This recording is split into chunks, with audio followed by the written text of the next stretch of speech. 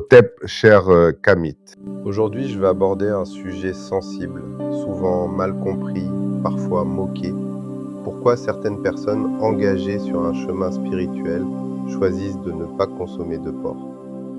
Je ne suis pas ici pour imposer un régime alimentaire, ni pour juger ceux qui en mangent. Je vais parler du point de vue énergétique et spirituel, pas du débat culinaire ou médical. Dans de nombreuses traditions anciennes, africaines, orientales, mystiques, le corps est considéré comme un temple énergétique. Ce que tu manges ne nourrit pas seulement ta chair, cela influence ton champ vibratoire, tes centres énergétiques, ton mental, ton état émotionnel. L'alimentation n'est pas seulement chimique, elle est vibratoire. Le porc est un animal particulier. Il est omnivore, il consomme presque tout, y compris des déchets et des matières en décomposition. Sur le plan symbolique et énergétique, cela signifie qu'il absorbe et retient des charges lourdes. Même si la cuisson détruit certaines bactéries, la tradition énergétique affirme que la mémoire vibratoire de ce qui a été consommé par l'animal reste dans sa chair. Un spirituel cherche à élever sa vibration. Il cherche à alléger son champ énergétique, à clarifier son mental, à purifier ses centres subtils. Or, selon ces lectures énergétiques, la viande de porc est dense, lourde, stagnante. Elle peut amplifier les impulsions basses, colère, agitation, lourdeur mentale, pulsions incontrôlées. Ce n'est pas automatique, mais c'est une tendance observée dans plusieurs écoles initiatiques. Il faut comprendre comment fonctionnent les centres énergétiques. Le ventre, le plexus, le cœur, la gorge, tous ces centres sont sensibles à ce que nous ingérons. Une alimentation lourde, répétée, peut perturber la circulation énergétique. Beaucoup de personnes engagées dans la méditation ou les pratiques de purification remarquent qu'en retirant certains aliments, leur clarté mentale s'améliore, leur sommeil devient plus stable, leur intuition plus fine. Le porc est aussi associé symboliquement à l'ancrage excessif dans la matière. Trop de densité, trop de gravité.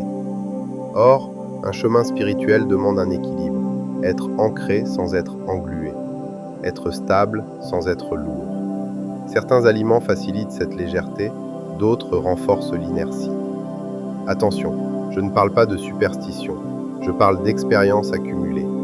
Beaucoup de pratiquants ont constaté qu'après avoir retiré le porc de leur alimentation, leur énergie devenait plus fluide, moins d'irritabilité, moins de lourdeur après les repas, moins de difficulté à entrer en concentration. Il y a aussi un aspect vibratoire lié à la souffrance. L'animal vit, ressent, enregistre. Dans les systèmes énergétiques, la manière dont un être est élevé, traité et abattu laisse une empreinte. La consommation répétée de cette empreinte peut influencer subtilement l'état intérieur de celui qui mange. Encore une fois, il ne s'agit pas de condamner, il s'agit de comprendre. Si tu es engagé dans un travail intérieur sérieux, méditation profonde, rituel, purification énergétique, discipline mentale, ton corps devient plus sensible. Tu ressens plus vite les effets de ce que tu consommes. Ce qui passait inaperçu avant devient perceptible. Certains diront « je mange du porc et je vais bien ». Peut-être, mais la question n'est pas seulement d'aller bien physiquement. La question est « veux-tu optimiser ta clarté, ta stabilité émotionnelle, ta capacité de concentration, ta sensibilité énergétique ?» Si oui, l'alimentation devient un levier important. Un spirituel cherche la cohérence. Il évite ce qui alourdit inutilement son système. Ce n'est pas une règle universelle, c'est un choix stratégique. Comme un athlète choisit ce qu'il mange pour optimiser sa performance, le spirituel choisit ce qu'il ingère pour optimiser sa vibration.